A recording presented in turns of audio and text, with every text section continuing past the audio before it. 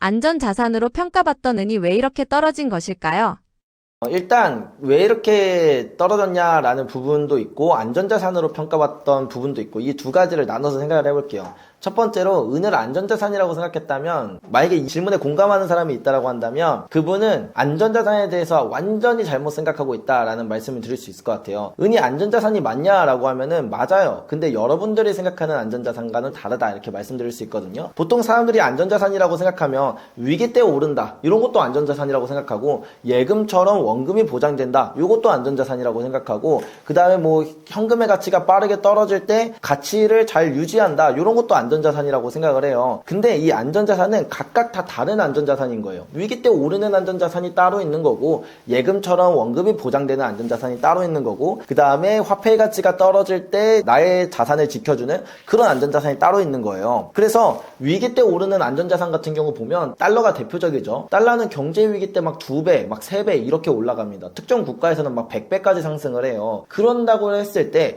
달러는 오를 때 100배 이상 오르고 뭐 떨어질 때 막 반토막, 반에 반토막 나기도 해요. 그러면 달러를 보면서 우리가 안전자산이 아니라고 생각하나요? 그렇지 않겠죠. 금도 마찬가지로 그런 특정 시점, 화폐의 가치가 빠르게 떨어지는 시점, 은도 마찬가지입니다. 화폐의 가치가 빠르게 떨어지는 시점에서 그때 가장 빛나는 자산, 나를 지켜주는 가장 빛나는 자산, 안전한 자산이기 때문에 그래서 안전자산이라고 불리는 거예요. 그리고 보통 이 시기 때는 금과 은이 오를 때 막 거의 10배, 20배 이렇게도 오르고 진짜 많이 오를 때는 몇 조 배 이렇게 상승을 하기도 해요. 뭐 정확하게 말하면은 뭐 금 가격이랑 은 가격이 그렇게 올랐다기보다도 이제 화폐의 가치가 그만큼 빠르게 떨어진다라는 증거인데 어쨌든 화폐의 가치가 흔들리는 시기에 나를 지켜주는 가장 강력한 자산이 이제 은과 금이기 때문에 그래서 안전자산이라고 불렸던 거다. 가격이 많이 오르기도 하고 조정이 크게 오기도 하는 건 당연한 거다 이렇게 생각하시면 될 것 같고요. 그런데 왜 가장 최근에 뭐 하루 만에 30%가 떨어지는 등 이렇게 큰 조정이 있었는가라고 하면 그거는 두 가지 측면이에요. 첫 번째는 너무 많이 올라서 그래요. 그리고 두 번째 측면은 뭐냐면 시장에 은이 너무 없어서 그래요. 사실 둘 다 생각하면 되게 좋은 이슈예요. 그러니까 조정이 하루 만에 30%가 나타났다는 게 우리는 불안해야 될 요소가 아니라 되게 좋아해야 될 요소거든요. 왜 그런지를 말씀드리면 금이나 은이 이게 상승장을 바라보면 초반부에는 되게 지지부진한 흐름을 보여줘요. 그래서 아 이게 슈퍼사이클이 맞나? 이런 생각을 많이 하거든요. 실제로 제가 2019년에 금과 은을 처음 투자하고 이제 유튜브를 시작하면서 매일 금과 은은 슈퍼사이클이다 슈퍼사이클이다 지금 6년 7년 8년째 계속 그 얘기를 하는데 2019년 2020년 2021년 이럴 때 사람들이 안 믿었어요. 왜냐면 이게 무슨 슈퍼사이클이야 뭐 얼마 오르지도 않고 맨날 지지부진한 흐름을 갖고 있는데 라고 생각하는 게 원래 슈퍼사이클의 초입부에 당연하게 나타나는 흐름이다. 중반부를 지나 후반부로 갈수록 상승률이 정말 기하급수적으로 올라가요. 그만큼 변동성도 커지는데 지금의 이렇게 큰 변동성이 나타난다라는 것 자체가 본격적인 상승장이라는 강력한 증거가 된다. 이렇게 말씀드릴 수 있고 그 다음에 두 번째로 그럼에도 불구하고 하루 만에 30% 떨어지는 일이 흔한 일은 아니에요. 근데 왜 일어났냐라고 하면 결국에 시장에 유통되는 은의 양이 정말 많이 줄었기 때문이에요. 옛날에는 100명이 매수한다라고 하면 뭐 은 가격이 10%가 오른다고 가정하죠. 이렇게 된다라고 쳤을 때 지금 은의 양이 너무나도 줄어들어서 시장에 유통되는 은이 별로 없으니까 똑같이 100명의 매수세가 들어와도 20% 30%씩 오르는 거예요. 반대로 100명의 매도가 나와도 예전에는 10%만큼 떨어져야 되는데 지금 20% 30%만큼 떨어지는 거죠. 그러니까 특정 세력들이 대규모로 은을 매집해서 보관하고 있기 때문에 실제로 시중에 유통되는 은의 양이 너무 적어서 오를 때도 더 많이 오르고 떨어질 때도 더 많이 떨어진다. 이런 유통량이 줄어드는 부분들을 생각하면 분명히 큰손이라고 할 수 있는 그런 주체들이 은을 대규모로 쓸어가서 세상에 남아있는 은의 양이 별로 없기 때문이다라는 이런 부분을 우리가 주목해 볼 때 이거는 강력한 상승장에서 나오는 전형적인 패턴이다. 그래서 이 두 가지 모두 은 가격이 왜 이렇게 하루 만에 많이 떨어졌는가는 은 가격의 변동성이 클 수밖에 없는 후반 이제 본격적인 상승장이라는 증거이고 또 하나 은의 유통량이 별로 안 남아서 시중에 구할 수 있는 은이 별로 없어지고 있기 때문이다. 이렇게 이해하시면 될 것 같아요. 금과 비교했을 때 은이 안전자산 역할을 하기 어려운 구조적 이유는 무엇인가요? 은이 안전자산이냐 아니냐라고 하면 금과 비슷한 이유로는 안전자산이 맞아요. 근데 금과 비교할 때 왜 항상 떨어지냐는 두 가지가 있어요. 하나는 은이 금보다 너무 많아요. 한 거의 10배 이상 많거든요. 그렇다 보니까 어떤 차이가 있냐. 원래 일반적으로 이제 로마 시대 때를 보면은 금과 은의 교환 비율이 1:12였어요. 공식적으로. 실제로 거래를 할 때, 그것도 대규모로 무역을 할 때를 보면은 금은비가 1:10인데 1:15로 거래를 해요. 그러니까 너가 만약에 은을 가지고 올 거면은 12개가 아니라 15개 가지고 와라. 이런 식으로 얘기를 하거든요. 왜냐? 그만큼 양이 많으니까 이동할 때 뭐 마차도 더 많이 써야 되고요. 경비도 더 많이 써야 되고, 그걸 우리가 가지고 왔을 때 보관할 때도 더 많은 공간이 필요하게 되잖아요. 그런 부분 때문에 사실은 단위 면적당 단가가 높은 금이 더 고평가를 받게 되는 게 당연하다. 그리고 금 같은 경우에는 사실 시간이 지나도 뭐 변색도 잘 안 되고, 그 다음에 가치가 변하는 게 전혀 없는데, 은은 가치가 변하는 건 아니지만 변색이 쉽게 되는 그런 특성도 있어요. 그리고 산업재로도 많이 쓰이다 보니까 은 자체를 이제는 진짜 돈처럼 사용하기는 되게 어려운 시기가 됐거든요. 그런 부분들 때문에 은이 금보다 뛰어나기는 어렵다. 화학적 성질 자체가 은이 금보다 뛰어나기는 어렵다. 그리고 매장량이나 이런 부분들도 당연히 돈이라는 측면에서 바라볼 때 은보단 금이 고평가 받는 게 당연하다. 근데 금이 고평가 받는 시기에 재밌는 건 은 가격이 금 가격보다 1.5배에서 2배 더 높은 상승을 한다. 그렇기 때문에 투자의 목적으로 바라본다라고 한다면 은이 더 매력적이고, 그 다음에 거시경제에서 권위나 지위적인 측면에서 바라볼 때 금이 은보다 훨씬 더 뛰어나다. 이렇게 바라보면 가장 이해가 쉬울 것 같습니다. 금과 은이 패권 전쟁 속에서 전략 자산이 될 가능성은 어떻게 보시나요? 요즘에 금이랑 은이 둘 다 이 패권 전쟁 속에서 아주 전략적인 자산이 될 수 있다라는 이야기들이 많이 나와요. 금이야 사실은 뭐 너무 당연한 이야기예요. 인류 역사에서 금을 빼고 이야기는 할 수 없을 정도로 모든 전쟁이나 사실 대부분의 그런 기축통합 패권에 금이 역할을 했던 경우가 99% 이상이거든요. 엄청나게 높은 확률로 전쟁의 이유가 금이 되거나 혹은 이제 그 기축통합 패권을 만드는데 가장 큰 공을 세우는 게 금이 된 경우가 많아요. 하더라도 처음 기축통합 패권을 가져왔던 1944년 같은 경우에 보면 전 세계 금의 70%를 독점하고, 그랬기 때문에 브레튼-우즈 회의 때 미국이 가장 큰 입김을 내면서 금을 담보로 한 화폐 시스템이 금퇴한 제도를 유지할 수가 있었거든요. 그런 것처럼 대부분의 패권 전쟁 속에서는 금이 정말 중요한 전략적 자산이 됩니다. 실제로 나중에 기축통화 시스템에서 금본위제나 금을 담보로 한 금퇴한 제도가 아니라고 하더라도 금은 여전히 전략적 자산으로 계속 그 전쟁의 과정 가운데서, 패권 전쟁의 과정 가운데서 부각이 되고 평가를 받는 건 맞다. 그래서 이제 금은 그런 측면에서 그렇게 화두가 되는 부분이고요. 은 같은 경우가 조금 특이한데, 은은 옛날에는 진짜 은을 금과 마찬가지로 돈으로서 썼기 때문에 얘네가 되게 많이 화두가 됐었어요. 지금도 금이 그렇게 화두가 되기 때문에 은도 수혜를 받고 있는 부분은 있는데, 사실 이것보다 전문가들이 이야기하는 부분은 조금 더 다릅니다. 저도 얘기를 들으면서 되게 신박하다라고 생각을 했는데, 그게 무슨 내용이냐면, 지금 이 패권 전쟁 속에서 기술 패권에 대한 전쟁이 있잖아요. 특히 AI라던가 그 다음에 재생에너지, 그런 이제 미래 먹거리 산업들에 대한 부분들을 생각해보면 다 첨단화된 기술이에요. 뭐 전기차, 뭐 말씀드렸던 AI, 그리고 데이터 센터를 확충해야 되는 이런 모든 부분들이 다 첨단화된 산업인데, 첨단화된 산업일수록 은의 사용량이 정말 기하급수적으로 올라가요. 옛날에는 구리를 되게 많이 썼었어요. 왜냐면 구리나 은이나 사실 전기전도율 차이가 그렇게 크진 않거든요. 근데 첨단화된 산업일수록 필수적으로 은이 들어가야 되는 부분들이 계속 늘어나게 됩니다. 그래서 지금 은의 산업 수요가 매년 사상 최고치를 기록하고 있는데, 이 세상의 은의 양은 되게 희소해요. 그렇다 보니까 이런 과정 가운데서 기술 패권에서 가장 중요한 또 전략적 자원 중에 하나가 뭐냐라고 하면 은이 되는 거죠. 옛날에 1970년대 미국이 에너지 패권을 가지고 기축통합 패권을 만들었던 그 시기를 보면, 그때 모든 산업에서 정말 빠질 수 없었던 에너지가 뭐였냐? 바로 석유였어요. 근데 지금은 이 석유 에너지, 페트로달러 시스템에서 전기 에너지로 바뀌고 있는 흐름이거든요. 전기에서 가장 중요한 게 뭐냐라고 하면, 전기를 뭐 생산하는 것도 되고 그 다음에 전기를 전달하는 것도 되지만, 그 중에서 전기를 저장하는 역할이 되게 되게 중요한 포인트다. 그럼 전기를 저장하는 축전지, ESS 같은 것들을 생각해 볼 수 있는데 거기서 또 중요한 핵심 광물이 뭐냐라고 하면 바로 은이다. 그래서 요즘에 기술 패권이나 그 다음에 그 에너지 패권의 전환 이런 것들을 생각할 때 핵심 광물이 은이라서 최근에 중국 같은 경우를 보면 올해 1월 1일부터 은을 수출 허가제를 도입하면서 은을 전략 광물로 지정하고 이제 통제를 걸 수 있는 그런 모든 시스템을 만들어 놨거든요. 미국도 원래는 은이 전략 광물에서 빠져 있다가 다시 전략 광물로 지정을 하기도 했고 러시아 같은 경우에는 아예 은을 외환보유고에 담아버리겠다라는 얘기까지 나와요. 그래서 은이 옛날처럼 돈으로 쓰이는 시기가 아닌데 왜 이렇게 은에 목숨을 걸지? 라는 부분은 바로 이런 큰 흐름의 변화, 에너지 패권의 변화와 그 다음에 기술 패권의 변화 두 가지 측면에서 패권을 잡아야 하기 때문에 핵심 광물인 은이 이렇게 떠오르고 있고 그래서 국가들이 이렇게 발빠르게 움직이고 있는 거다. 이런 말씀을 드릴 수 있을 것 같아요. 이번은 가격 폭락의 원인은 구조적인 문제였나요? 이번 하락으로 손실 중인 투자자는 어떻게 대응해야 하나요?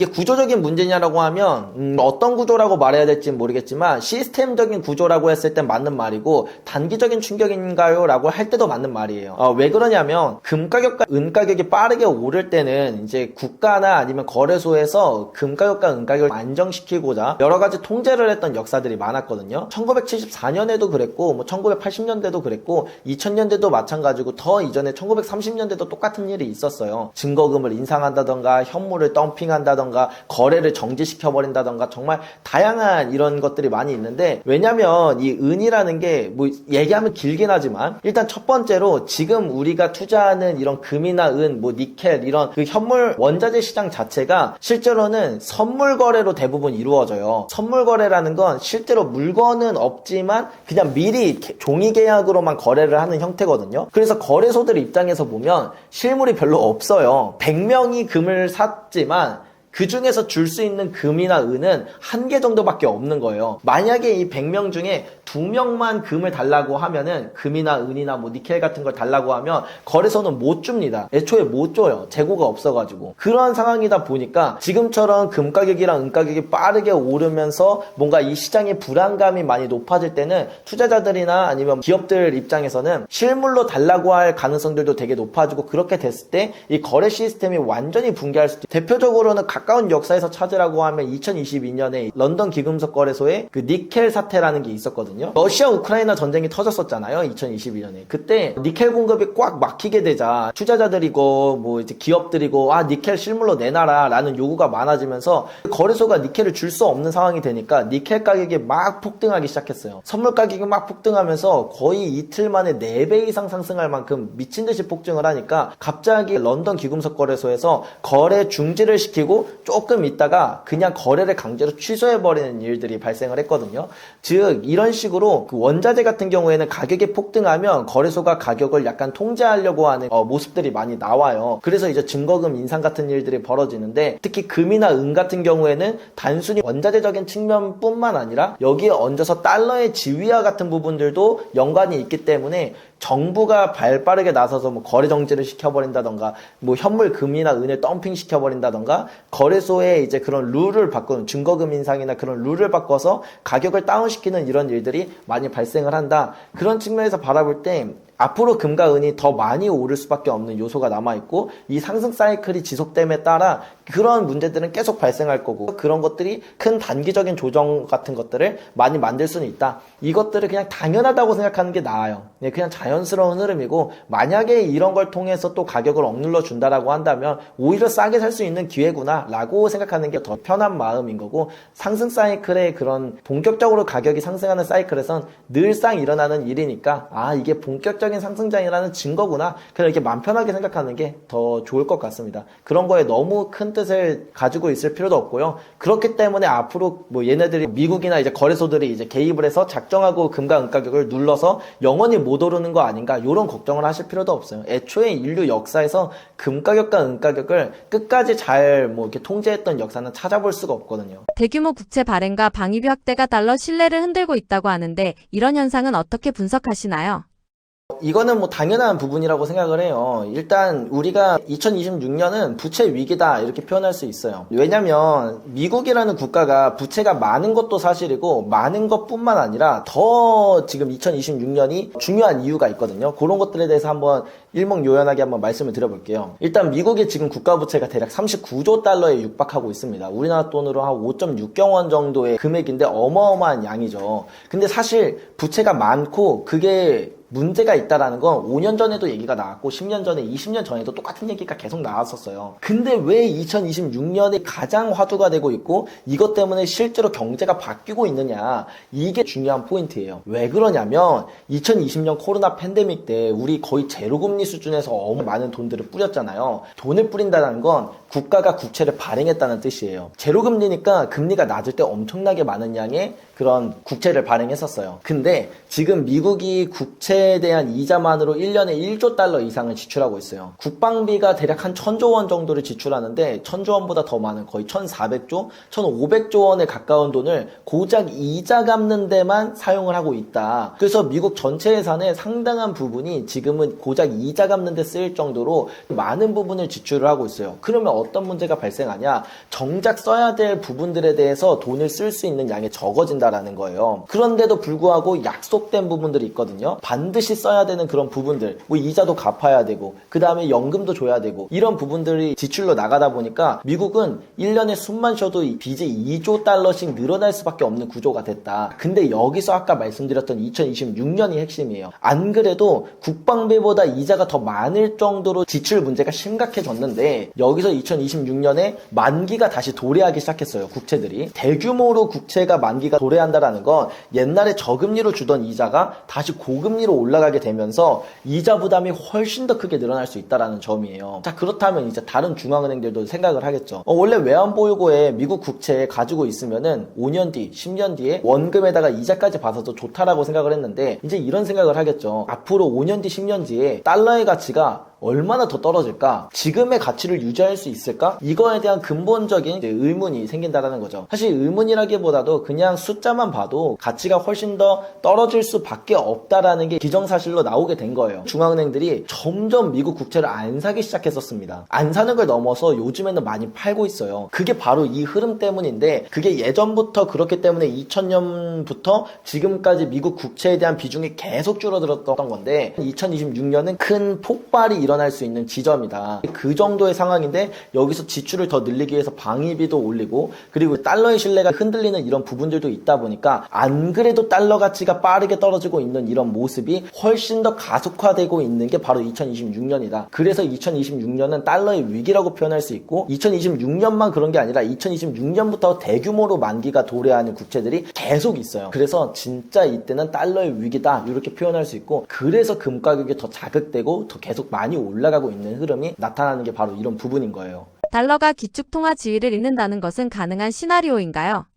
가능은 한데 사실은 뭐 당장 잃는 건 쉽지가 않죠. 일단 이것부터 말씀을 드릴게요. 지금의 달러는 망하냐 안 망하냐라고 하면은 저는 100% 확률로 망할 거라 생각합니다. 그러면 미국이 이제 기축통화 지위를 잃냐라고 하면 그건 아닐 수도 있다 생각해요. 이 둘이 뭔가 모순된 말이고 제가 이상한 말을 하는 것 같겠지만 전혀 이상하지 않습니다. 1970년 이전을 생각해 볼게요. 1970년 이전에는 이제 달러를 금으로 교환해주는 금태환 제도라는 걸 사용하고 있었어요. 그때 미국은 전 세계에 이제 기축통화 패권을 가지고 있었고 사람들이 달러를 가지고 오면 금으로 교환을 해줬었어요. 근데 1970년 이후에 닉슨 쇼크라는 일이 있고 나서 미국은 더 이상 달러를 가지고 와도 금으로 교환해주지 않기 시작했거든요. 그 순간 달러는 종말을 했죠. 왜냐면 이전에 그 금으로 교환해주던 달러는 그 달러를 가지고 와도 사용을 못해요. 우리가 지금 시대가 지나서 알겠지만 미국이 기축통화 패권을 잃었나요? 그렇지 않죠. 그러니까 1971년 이전의 달러는 망했지만 그렇다고 미국이 기축통화 패권을 잃진 않았다. 새로운 불안화폐 시스템, 페트로달러 시스템, 신용화폐 시스템이 정착되면서 새로운 패권의 지위를 얻었다라는 거예요. 즉 지금의 이 불안화폐 시스템, 페트로달러 시스템, 신용화폐 시스템 뭐 다 뭉뚱그려서 하나로 볼 수가 있는데 지금의 화폐 시스템이 종말로 가고 있다라는 건 기정사실에 가깝습니다. 그리 멀지 않은 일이에요. 그렇다라고 했을 때 보통 이 과정에서 화폐 시스템이 바뀌면서 기축통화 패권이 바뀌기도 하는데 그게 그 나라가 그대로 유지할 수도 있어요. 왜냐면 지금 사실 달러를 대체한다라고 할 때 대체할 만한 통화가 별로 없거든요. 미국 꼭 통화를 보기보다도 어떤 국가가 특정 에너지나 아니면 특정 자산을 완전히 독점하고 있는 형태에서 그 패권을 가지고 새로운 기축통화 패권을 만들어야 되는데 미국을 제외하고 뭐 중국이 한다라고 할 때 사실 쉬운 건 아니거든요. 그래서 브릭스 국가들이 뭉치기도 했지만 그렇다고 해도 사실 쉬운 문제는 아니에요. 대체가 없기 때문에 저는 달러가 기축통화 패권을 잃을 거라고 생각하지는 않지만 지금의 달러 시스템은 바뀔 수밖에 없는 그런 변곡점에 왔다. 그래서 저는 아마도 새로운 달러 화폐 시스템이 일어나던가 아니면 정말 우리가 예상하지 못한 그런 방식을 통해서 기축통화가 뭐 다른 나라로 바뀔 수도 있는 가능성은 낮지만 그런 가능성도 우리가 염두에 두고 있어야 되는데 여기서 중요한 건 뭐냐. 우리가 이런 것들을 생각해보면 미국이 이길까 뭐 중국이 이길까 러시아가 이길까 막 이런 걸 생각하는데 사실 누구가 이길지를 별로 생각할 필요가 없어요. 마치 복싱 경기 같은 걸 보는데 이제 라이벌전 두 개가 열렸다고 치죠. 뭐 엄청 유명한 선수 두 명이 라이벌전을 일으킬 때 우리가 얘가 이길지 베팅하는 것보다 차라리 그냥 그 경기장에서 치킨 팔거나 맥주 파는 게 훨씬 더 확정된 수익을 얻을 수 있다는 걸 알 수가 있잖아요. 지금 이 화폐 시스템이 바뀌어가는 그 과정 가운데서는 이전의 화폐 시스템이 이제 몰락을 하면서 화폐의 가치가 재평가가 이루어집니다. 그때 이제 보통 금과 같은 한정된 자원, 그 희소한 자원들의 가격이 다시 재평가가 이루어져요. 그래서 이런 시기들을 살펴보면 1970년대, 1930년대, 1780년대 이럴 때를 볼 수가 있는데 이때 금에 대한 가치가 정말 빠르게 재평가가 이루어진다. 그래서 뭐 적게 오를 때는 뭐 20배, 많이 오를 때는 뭐 100배, 1000배까지도 상승하는 그런 모습이 나타나기 때문에 결론은 무엇이냐. 이때 내가 금을 투자해서 큰 돈을 벌겠다가 아니라 그만큼 화폐의 가치가 빠르게 떨어질 수 있는 시기이기 때문에 우린 금과 같은 뭐 꼭 금이 아니더라도 그런 희소한 자원이나 그 다음에 이런 인플레이션이나 화폐 가치가 하락하는 부분들에 대해서 해지할 수 있는 수단을 많이 보유해서 내 자산을 지키는 그런 포트폴리오를 짜는 게 아주 중요한 시기다 이렇게 말씀드릴 수 있어요. 그렇다면 위안화에 대해서는 어떻게 분석하시나요?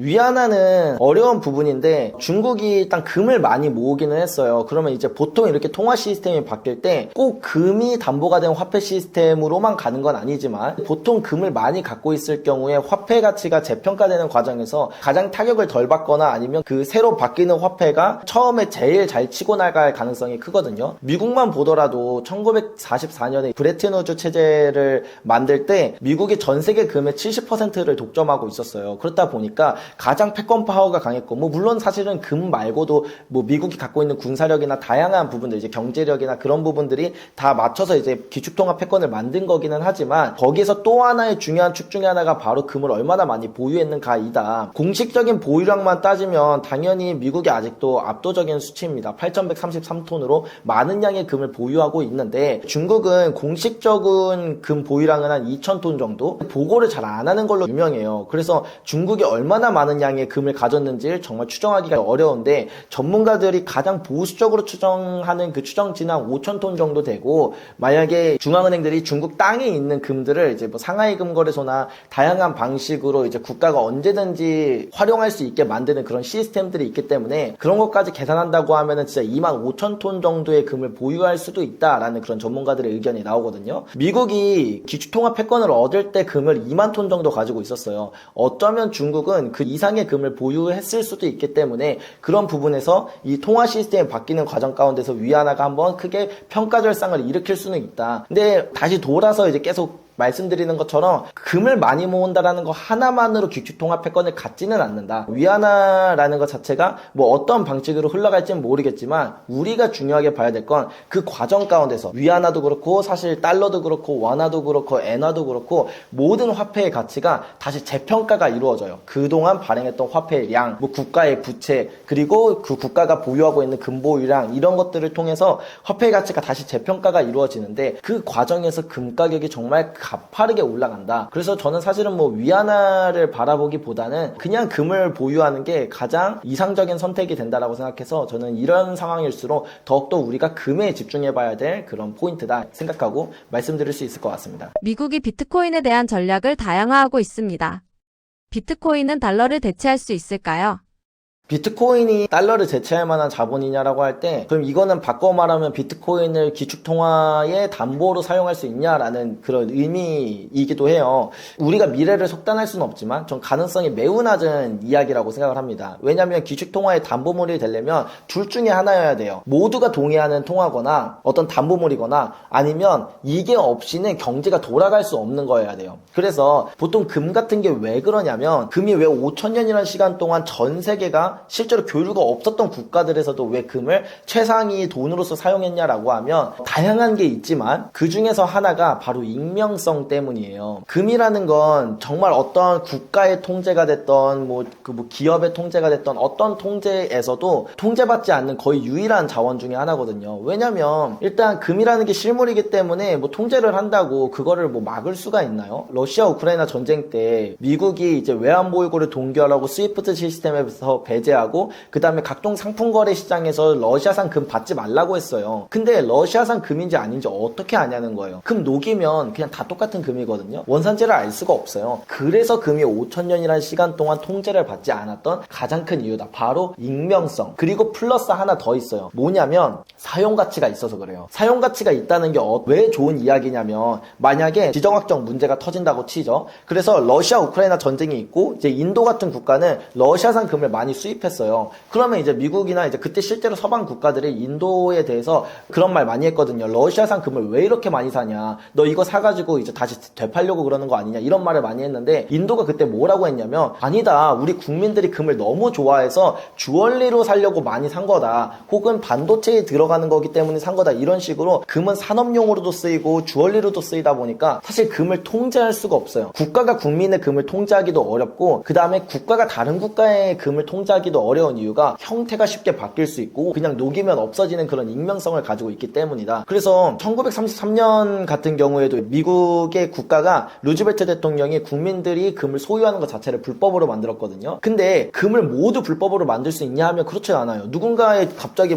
금목걸이 차고 있는 거를 내놔라라고 할 수도 없는 거고 그 다음에 누군가가 이제 취금을 하고 있는 거를 이제 뽑아라라고 할 수도 없는 거잖아요. 금은 사용 가치가 있다 보니까 사실은 이거를 완벽하게 통제하기가 어려워져요. 그렇기 때문에 금이 가치가 있는 건데 다시 이제 돌아와서 비트코인으로 가면 비트코인은 익명성이 아니라 투명성이 매력입니다. 언제 어디든 그 누구든 비트코인이 어느 지갑으로 이동하고 그 다음에 나눠져서 어떤 지갑으로 이동했는지 모든 경로를 낱낱이 파악할 수가 있어요. 그런 투명성이 아주 매력적인 게 바로 비트코인인데 그런다라고 했을 때 과연 비트코인을 각국의 중앙은행들이 그거를 담보자산으로 받아들이는데 동의를 할까라고 하면 진짜 쉽지 않은 문제입니다. 왜냐면 통제로부터 자유롭지가 않잖아요. 러시아 우크라이나 사태를 빗대어서 표현을 해보죠. 러시아 외환보유고에 100만 개의 비트코인이 있었다고 칩시다. 그 비트코인이 인도로 넘어갔어요. 일단 넘어간 것부터 러시아에서 인도로 넘어간 게 너무 분명하게 보이고 인도는 그거를 또 다른 방식으로 사용한다라고 할 때 서방 국가들이 스위프트 시스템에서 제재하는 것처럼 비트코인을 안 받는다고 제재를 하면 방법이 없어요. 너무 명백하게 비트코인의 주소들이 옮겨지는 게 보여지기 때문에 러시아산 비트코인을 제재할 수 있다라는 거죠. 그런 측면에서 비트코인은 금을 대체할 수 없다. 통화 시스템으로서 들어올 수 없는 자산이다. 이렇게 보는 게 맞는 설명입니다. 그렇다라고 한다면 비트코인은 쓸모없는 자산이냐? 그게 아니라 금과 사용처가 아예 달라요. 처음에 만들어질 때부터 사실은 본질이 다르고 그렇기 때문에 우리가 비트코인이 달러를 대체한다. 비트코인이 금을 대체한다. 이렇게 통화 시스템의 측면에서 비트코인을 바라보면 잘못된 방향으로 해석되기 때문에 그렇게 생각하기보다는 비트코인의 다른 본질을 보는 게 더 중요하다고 생각합니다. 8년차 금투자자이자 금거래소 운영하고 있는 조교원 작가입니다. 금투자를 하는 사람들에게 가장 필요한 정보만 꽉꽉 담은 그런 골드플레이션이란 책도 있으니까 한번 읽어보시면 좋을 것 같고요. 이제 금거래소 운영하고 있으니까 금이나 은 투자하실 분들 저희 회사로 연락 주시면 저렴하게 금과 은 투자하는데 도움을 받으실 수 있습니다.